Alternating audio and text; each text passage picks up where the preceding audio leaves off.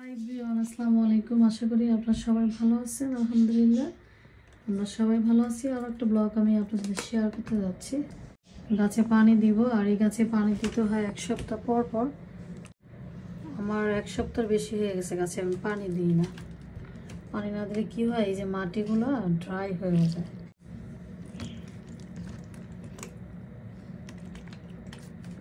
আর বেশি পানি দিলাম না। আর মাশাআল্লাহ আমার গাছটা অনেক বড় হয়ে গেছে। গাছটা ছোট ছিল।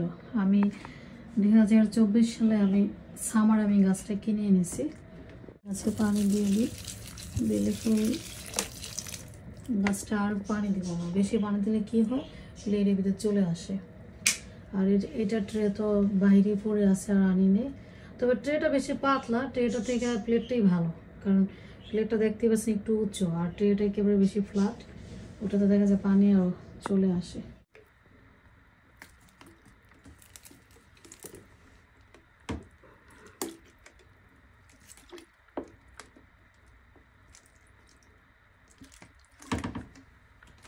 গাছে পানি দেওয়া শেষ।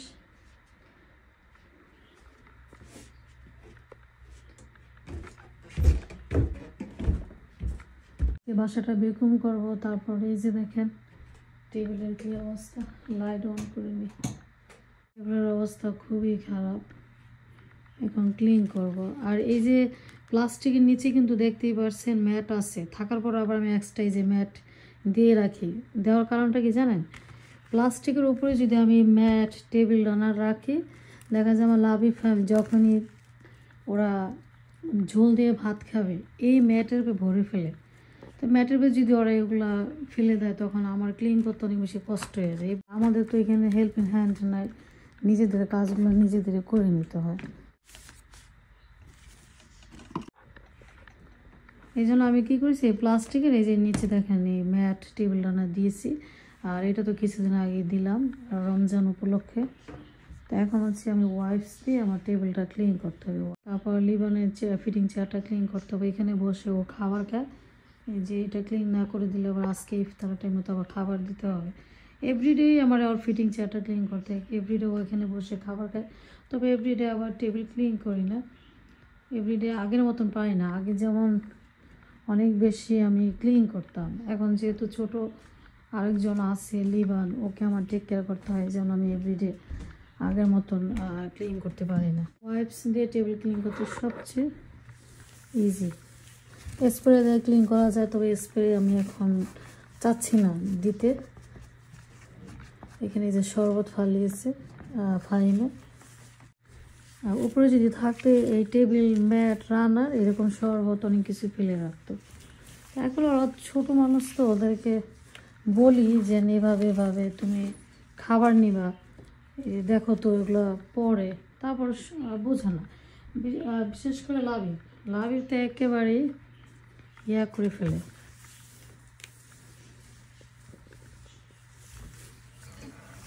টেবিল ক্লিন করা শেষ, এখন লিবানের ফিটিং চেয়ারটা ক্লিন করব। ওকে ফিটিং চেয়ার এখানে আপেল দিয়ে তারপর বেগুনি এগুলো খায়। একটু একটু করে ওকে আমরা ট্রাই করি আমাদের খাবারগুলা। ও তো 2024 সালে এই মার্চ মাসে ছিল 2 মাস, আর এখন তো 14 মাস চলতেছে লিবানের। তা আমাদের খাবারগুলো একটু একটু করে ট্রাই করলে আর সমস্যা হবে না। অনেক বাচ্চারা আছে দেখবেন, আমাদের খাবারগুলো দেখা যায় কি তারা 5-6 বছর হয়ে যায় ঠিকমতো খেতে চায় না। বেশিরভাগ দেখা যায় তারা ক্যান্ডি চিপস মানে বাইরের খাবার খেতে অনেক বেশি পছন্দ করে। আমি চাই আমাদেরও খাবারগুলো খাবে, বাইরেরও খাবার খাবে, তবে আমাদের খাবারগুলো আগে খাওয়া শিখতে হবে।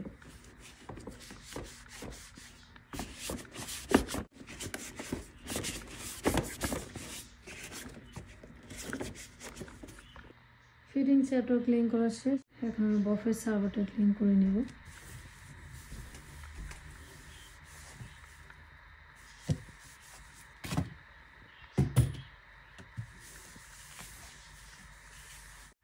কোথা থেকে ডাস্টগুলো চলে আসে আল্লাহ জানে। এখন তো আমাদের এখানে ঠান্ডা, তো ঠান্ডাতে তো এগুলো আসার কথা না। সামার টাইম দেখা যায় অনেক বেশি ডাস্ট থাকে।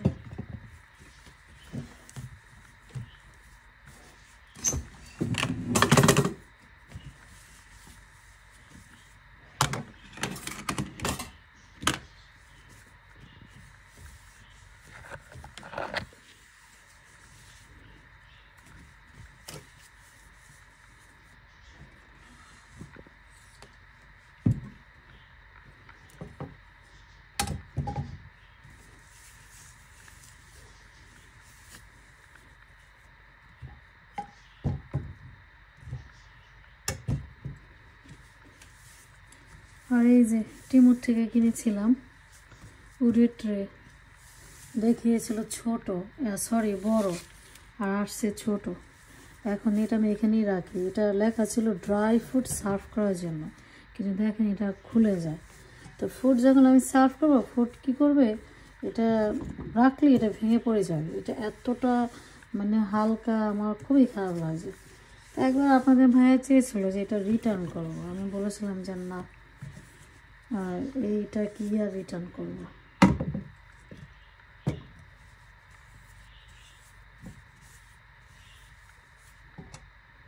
এখন যে আমি যাই ক্লিন করি, এখন লিবান ঘুমিয়ে আছে। তা আমি যখন তখন মানে চাইলে আমি ক্লিন করতে পারি না। ও যখন ঘুমিয়ে যায় তখনই আমি ক্লিন করি।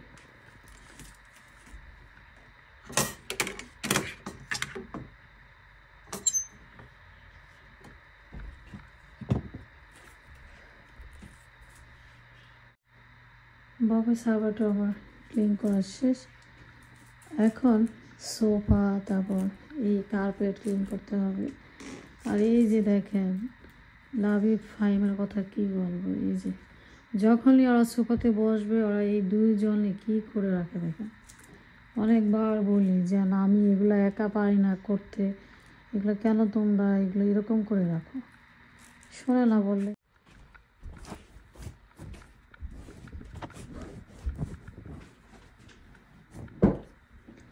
এই যে সোফার কভার দিয়ে রেখেছি, আমার কাছে একটুও ভালো লাগে না, কারণ সোফার আসল সৌন্দর্যটা দেখা যাচ্ছে না, ওদের কারণে দিতে হয়।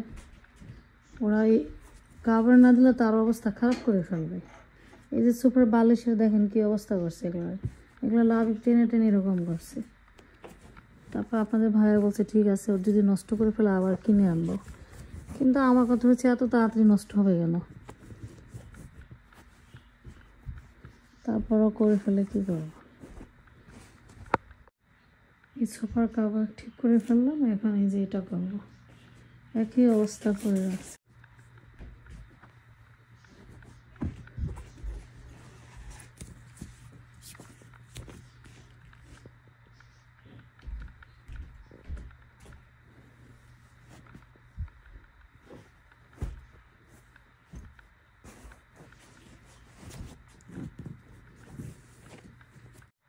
এটা ফিক্স করা শেষ। এখন এই যে এটা করবো। টিভি দেখি কোথায় রিমোট রেখেছি, রিমোট থাকলে এখানে।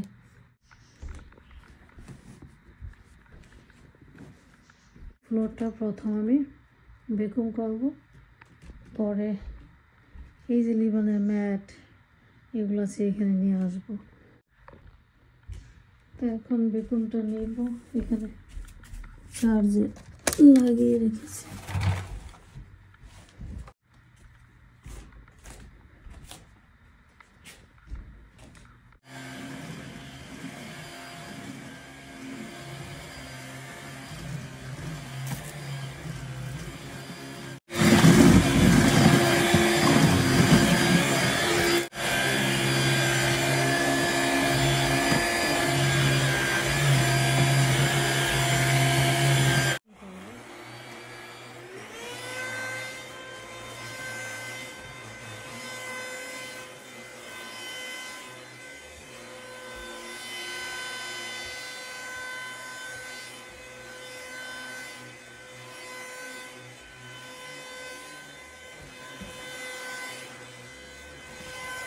কার্পেট ক্লিন করা শেষ, পরে ম্যাটটাও আমি ক্লিন করেছি, এখন আমি এখানে রেখে দিলাম।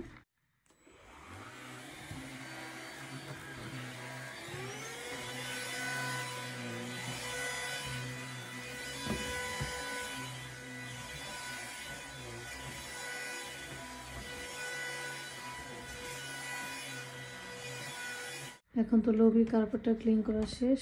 এখন আমি এই যে ডাইনিং টেবিলের নিচে আমার ক্লিন করতে হবে।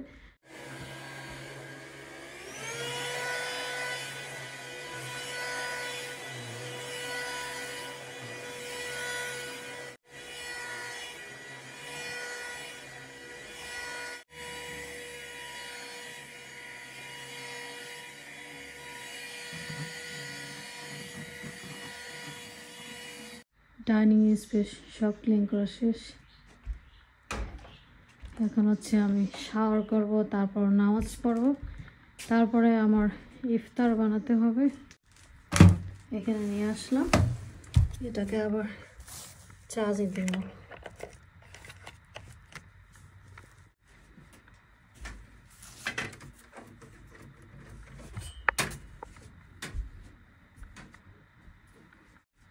এই যে দোলনাতে বসেছিল ফাইমে, এই যে ফাইমের হুডি রেখেছে। মানে আমার লাভি ফাইম যেখানেই বসবে হুডি তারপর টিস্যু, এখানে একটা না একটা ওরা কিছু রেখেই আসবে। ওরা এরকম, এটা থাকার কথা কিন্তু ওর রুমে, ও এখানে রেখেছে। আবার আরেকটু পর দুইজনে বসে আবার এটা নিচে দিকে নামিয়ে ফেলবো। শাওয়ার করবো, নামাজ পড়বো, তারপর ইফতার বানাবো। আবার আমি ক্যামেরাটা অন করবো, আপনারা সাথে থাকবেন, দেখতে থাকবেন। আমি ইফতার বানাবো। দেখলাম বেসন শেষ হয়ে গেছে, আর এখন আমার বেসন লাগবে। বেগুনি বানাবো, তারপর পাকোড়া করবো। আজকে ফুলকপি ব্রকলি দিয়ে পাকোড়া বানাবো।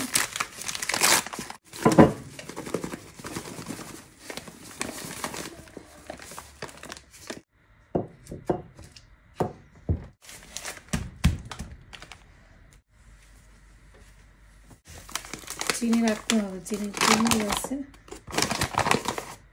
চিনির ইয়াটা যেভাবে খুললাম এইভাবে যদি আমি বেসনের প্যাকেটটা খুলতাম, প্রথম কী করেছি প্যাকেটটার উপরে আমি ছিঁড়ে ফেলেছি, তার আর বেসন পড়ে যেত না।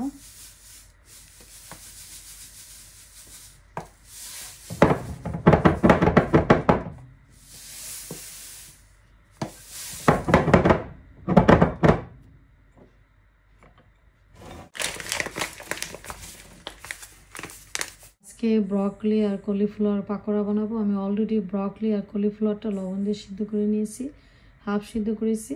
পাকোড়ার বেটার আমি এখানে ফুড কালার ইউজ করেছি। পেঁয়াজি বানাবো আজকে অনেক দিন পর। এটা হচ্ছে বেগুনির ব্যাটার। আজকে হচ্ছে গোল বেগুন দিয়ে বেগুনিটা বানাবো। বেগুনটা ওয়াশ করার পর লবণ দিয়ে মাখিয়ে নিয়েছি। আমি উল্টিয়ে দিচ্ছি, দেখেন কত সুন্দর হয়েছে। চালের গুঁড়োটা দিলে ক্রিস্পি হয় পাকোড়া অনেক বেশি। পাকোড়া হয়ে গেছে, আর একবার দিলেই শেষ হয়ে যাবে। তারপর আমি বেগুনি ভাজবো, তারপর পেঁয়াজও ভাজবো।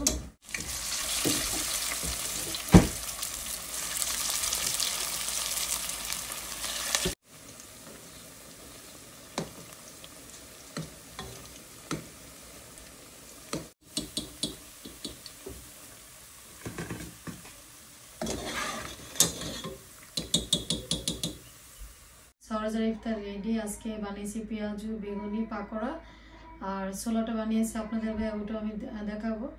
আর কিছু ফ্রুটস কেটেছে, ওটাও আপনাদের ভাইয়া করেছে।